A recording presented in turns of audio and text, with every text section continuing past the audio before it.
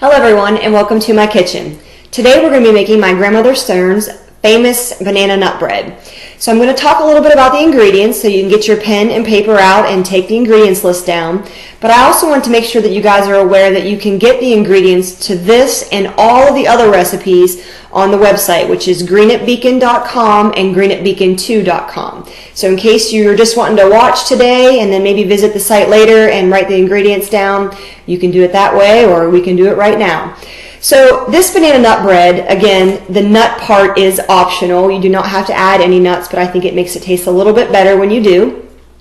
And I'm also going to start out this recipe by making an oat topping for the banana nut bread. I think it gives a nice little texture to the top of the bread. So we're going to start with the ingredients for the oat topping.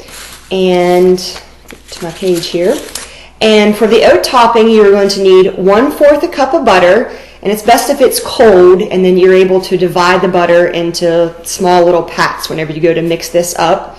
You will need 1/2 cup of flour, 1 teaspoon of cinnamon, 1/4 cup of brown sugar that is firmly packed into your measuring cup, and 1/2 cup of oats.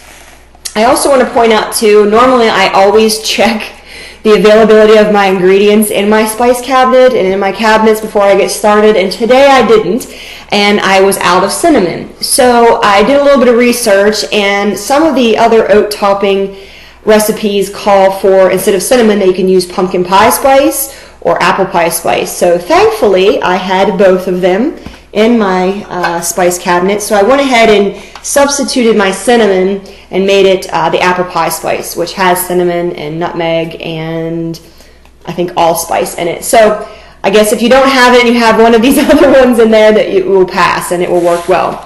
So that is the ingredients for the oat topping. And I'm going to talk a little bit again about the ingredients for the banana nut bread. So first you will need 1/2 cup of butter flavored shortening. I think this is a very critical part, that it's butter flavored. It makes it taste a lot better than just regular shortening. You will need 1 1/2 cups sugar, 2 eggs, 1/2 teaspoon of salt, 1 teaspoon of baking powder, and 3/4 teaspoon of baking soda, 2 cups of flour, 1/2 cup of buttermilk, or if you don't have buttermilk or you don't want to buy a large container of buttermilk, you can do 1/2 cup or a little bit under of regular milk and then add a teaspoon and a half of white vinegar, and that sort of mimics the buttermilk flavor. And then you have 1 1/4 teaspoon of vanilla extract, and then you will need 2 cups, or instead of doing the cup version, it's about 4 or 5 ripe bananas. These bananas actually could stand to be a little bit riper. They tend to mash up a lot better when they are ripe. But if you have regular yellow ones to go, you can use that. But even the more black spots on the banana peel, the better, because that makes them more ripe and easier to mash up. And then again, if you want to make this a banana nut bread, you can add 1 cup of crushed nuts. Today I'm going to use macadamia nuts because I was thinking about our trip to Hawaii the other day, and I thought, oh, macadamia nuts would be perfect in this banana nut bread. Or you could use walnuts or pecans, or you can just go ahead and omit it if you don't want the nut part added to your bread. So I'm going to start mixing up the oat topping, and I have most of my ingredients already in this bowl. And again, that was the 1/4 cup of brown sugar packed, 1/2 cup of oats, 1 teaspoon cinnamon or apple pie spice or pumpkin pie spice, and 1/2 cup of flour. And then I have my 1/4 cup of butter here. And I'm going to go ahead and just grab a smaller spoon, sorry about that, and put this in here in pieces.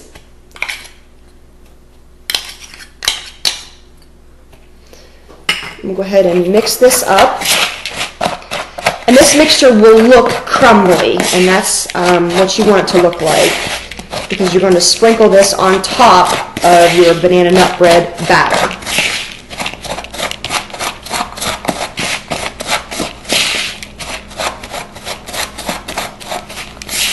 And again, this is something that you do not have to do.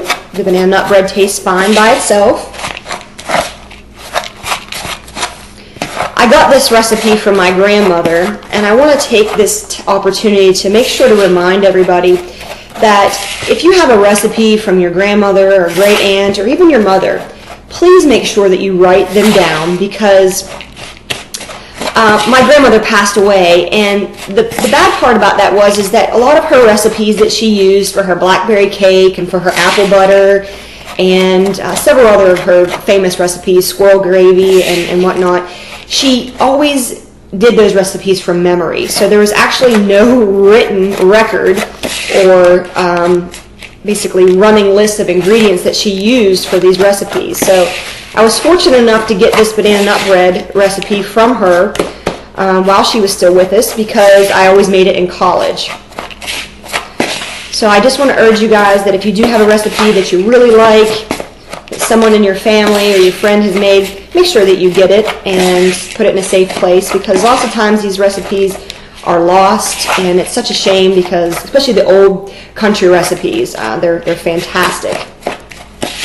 And every time I make this, I think about my grandmother, so it's always a good thing to use to remember them by. She was fantastic in the kitchen. So this is what the oat topping looks like, and you can see it's got a crumbly nature to it. So we're going to go ahead and set this aside, and I'm going to go ahead and start making my banana nut bread. You're going to want to preheat your oven to 350 degrees, and this recipe makes 2 loaves. So you're going to make sure that you have 2 bread pans available. So we're going to start here with this recipe, and first you need to take 1/2 cup of butter flavored Crisco. And I found these adorable little things at the store the other day that actually have the cup measurements on the side here. So I will need 1/2 cup. And that basically means I can cut this right in half. And then it comes with this adorable butter dish that you can just put your Crisco right back in.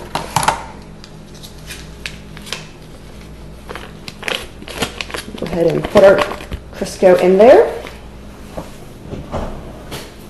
And then we'll have 1 1/2 cups of sugar, and I have measured that out already. Put that there. And then you will also need 2 eggs. I have my brown farm eggs here. I got this from a friend of mine who has chickens at their house, so I enjoy getting the benefits of that. Now you're going to want to go ahead and cream these ingredients together first.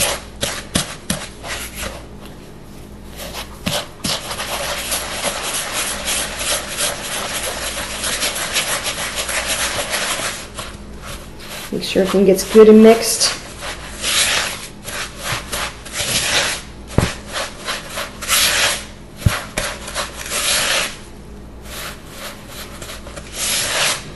And you can do this with a spatula or a wooden spoon or whatever you find is easier. I like using a spatula in this recipe, so I make sure to get every last bit of goodness out of the sides of the bowl and into the pan. This banana nut bread never lasts long at my house. Kids love it.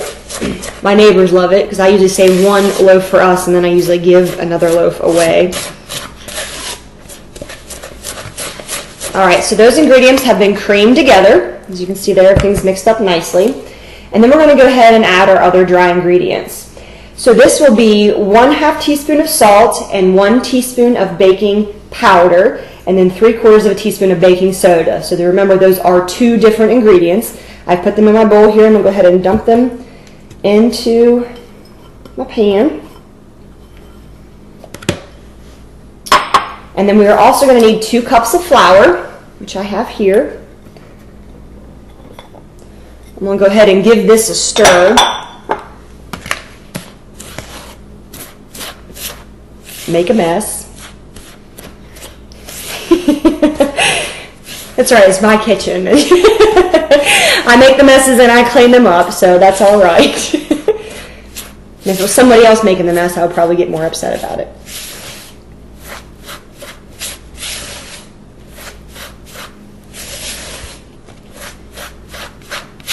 So I went ahead and cut these ingredients into our creamed sugar and shortening and eggs.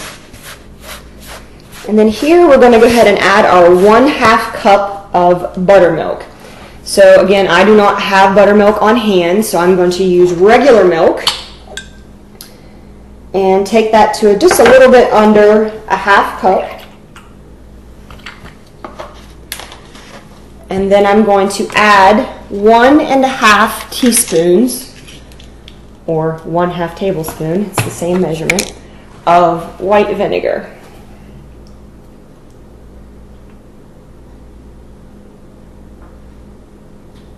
Afraid I'm going to overdo this.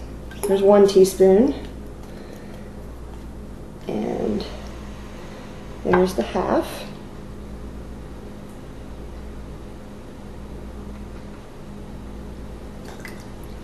Alright, so this right here will mimic the actual taste of the buttermilk. Go ahead and add that in. Give her a stir.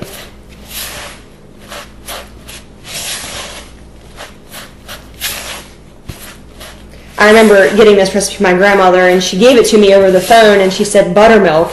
And at that time, I had absolutely no idea what buttermilk even was. And of course, then when you had to go to the store, you had to buy it. So I actually did buy it the first time, and it came in like a ½ gallon or something like that. And so I figured, well, I've never had buttermilk before.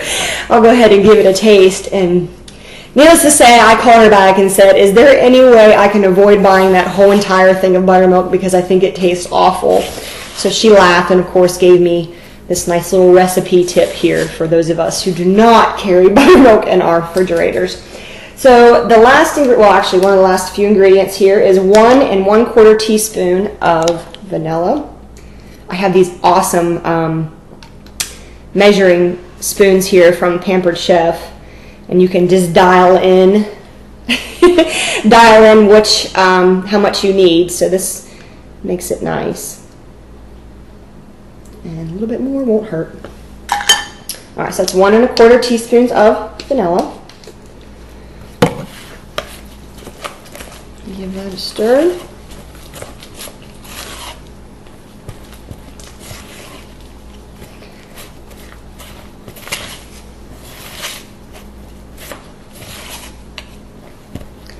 All right, now I'm going to go ahead and mash up my bananas. You're going to mash them up before you put them in. It makes it a little bit easier.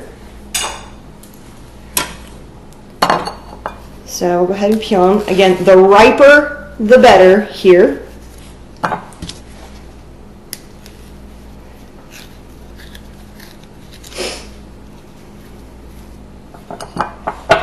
And we'll do this a couple at a time. I'm going to grab a fork or a spoon, it doesn't matter. As you can see, if they were really ripe, this would be a little bit easier.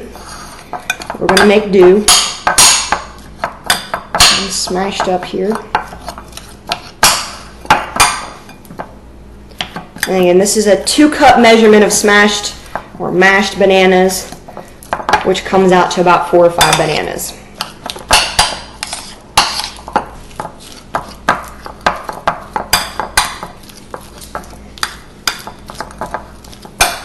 So there's 2. I'm going to go ahead and scrape those in there. Do the other 2.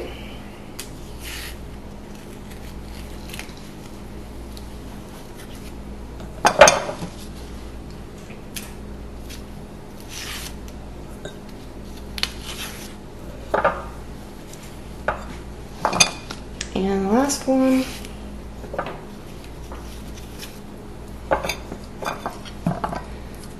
Mash these up.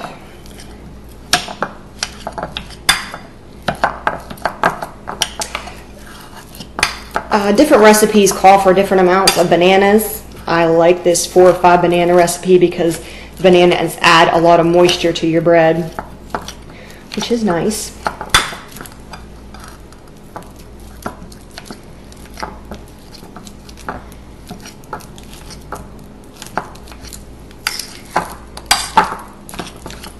Mash it up real good.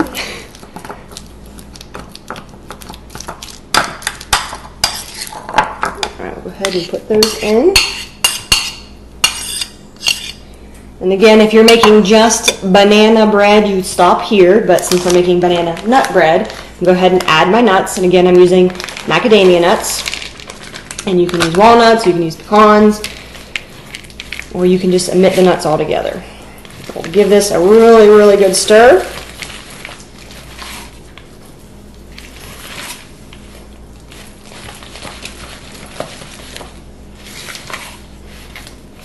Still continuing to mash these bananas.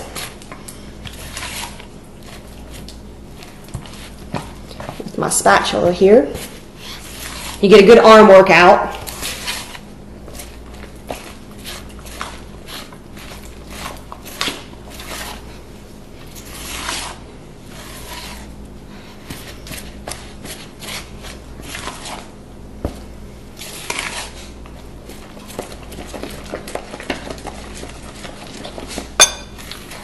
Alright, so you can see how pretty that looks with all the chunks of bananas in there and of course the nuts, and it's kind of a thick batter, but that's what we want. So our oven has been preheating. So again, I want to remind everybody this does make 2 loaves. I'll set this aside here.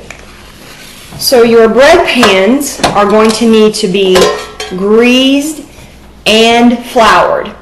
So you can do this by taking your Crisco and a baggie or some saran wrap and rubbing the insides with Crisco and then dumping a little bit of flour in there and sort of beating the pan around to get the flour coated on top of the Crisco. Or I found this wonderful spray that actually has the grease and the flour all in one spray. So I'm going to go ahead and use that, which is just brilliant. A nice good coating on there so it doesn't stick. And that's what it does there, which is nice.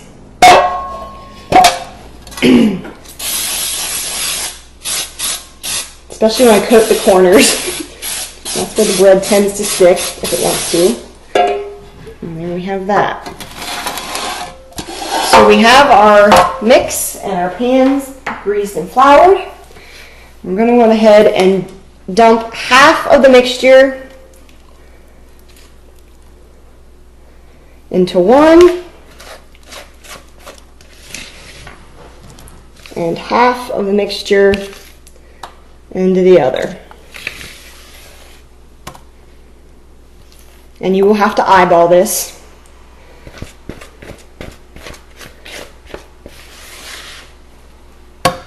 This is where the spatula comes in handy. You can get all the goodness out of there.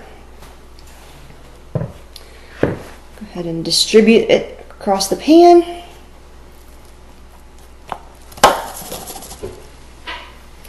I'm going to go ahead and get this off the side.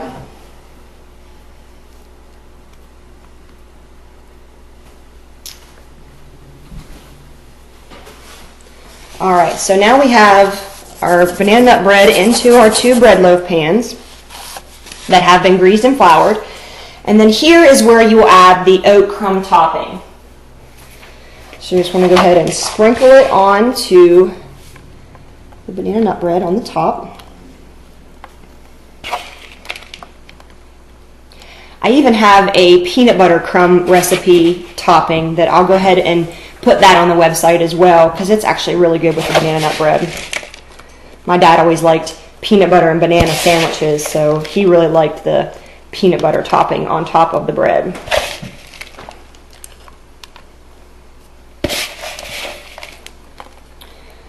We have that.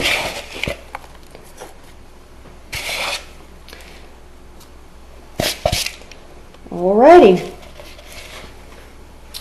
So now we have made our banana nut bread, and I've taught you how to substitute regular milk and vinegar for your buttermilk. And we've added macadamia nuts, we've made an oat crumb topping, and our oven has preheated to 350 degrees. So we're going to go ahead and put these in the oven. Bake time for this is between 35 and 45 minutes. And again, I feel that this time is varied because of the bananas. Sometimes when you use more bananas, again I used 5 here, it tends to take just a little bit longer to cook, around the 40-minute range. But You want to keep an eye on it from 35 minutes on, and go ahead and use a toothpick and insert it in the middle and make sure it comes out clean or almost clean, because once you take the breads out of the oven, they actually will cook for about another 5 to 10 minutes in the pan while they're beginning to cool. So you just right at done or a little bit underdone is fine, and you'll use a handy dandy toothpick to test that. So we're going to go ahead and put these in the oven. I'm going to set my timer for 35 minutes, and that's when I'm going to start to watch them, because like I said, this bread is very good, very moist, and I don't want to overcook it. So we're going to do that, and then I will show you the finished product. So we have taken our banana nut breads out of the oven, and these actually had to cook for about 42 minutes, and I think it had to do with the fact that I had 5 large bananas in here. So I tested it with a toothpick to make sure that it was done in the middle. And again, when you bring them out, they are going to continue to cook for a little bit in the pans. So you can see how absolutely gorgeous these are, especially with the oat topping. Crumbles up on there nicely and gives a nice texture to the top of your bread. So when you get them out of the oven, you're going to let them cool in the pan for about 10 to 15 minutes. And then you're going to want to run a knife along the outside edge of the bread, and then go ahead and carefully turn these out onto these wire cooling racks to cool the rest of the way. Or most of the time I can't help myself because it's warm bread and it just came out of the pan, out of the oven. So I go ahead and slice into it when it's warm and put some butter on it and go ahead and eat it up. I'll go over the ingredients again, but again, you can find these ingredients on greenatbeacon.com and greenatbeacon2.com for this recipe, and of course for all the other past recipes. When we canned the pickles, and we did the salsa and the zucchini relish, and I think an Italian pasta bake, and all kinds of other goodies. So again, make sure you look under, this is my Grandma Stern's banana nut bread with the oat topping. So again, the ingredients are 1/2 cup of butter flavored shortening, that is critical, and 1 1/2 cups of sugar and 2 eggs. You will blend those together first, and then you will add 1/2 teaspoon of salt, 1 teaspoon of baking powder, and 3/4 of a teaspoon of baking soda. You will need both of those. 2 cups of flour, and then 1/2 cup of buttermilk, or if you're like me, just a little bit under 1/2 cup of regular milk with a teaspoon and a half of white vinegar to simulate the buttermilk taste. And then you will need 1 1/4 teaspoon of vanilla extract, 2 cups of mashed up bananas, which comes out to about 4 or 5 ripe bananas. I think the riper the better. They mash up a little bit easier. And then if you're going to add nuts, go ahead and put 1 cup of whichever nut that you choose. Today I used the macadamia nut because, like I said, I was feeling reminiscent about a Hawaii vacation, and they love macadamia nuts there. So you can also use pecans or walnuts. So you'll mix that all together, 350 degrees for about 35 to 45 minutes. You're just going to keep an eye on it and test the center for doneness with a toothpick. If you're going to use the oat topping is 1/4 cup of butter that's cold that you will divide into little pats of butter. 1/2 cup of flour, 1 teaspoon of cinnamon, or like I had today, I did not have cinnamon, so I used apple pie spice, and you can also use pumpkin pie spice to add that cinnamon nutmeg flavor to it. And then 1/4 cup of firmly packed brown sugar and 1/2 cup of oats. You will mix that together and set it aside, and once you put your batter into the pans, then you can go ahead and sprinkle your oat topping on top of here. So again, if you go to the website, I've also included the peanut butter sprinkle for the top of this. So you can have a banana bread with peanut butter sprinkles on top, which is very good. So again, visit the website for that. And like I said, we'll let these cool, and then we'll slice it up, and I'll probably send one of these over to the neighbor's house and save one for myself. So I really hope you enjoyed this recipe. Again, this is my Grandmother Stern's famous banana nut bread recipe. And again, I urge you, if you have a recipe from a grandmother or a great aunt or a friend that you really enjoy making or enjoy making with them, I urge you to make sure you write that down so that these recipes are not lost. Thank you so much, and I hope you enjoyed.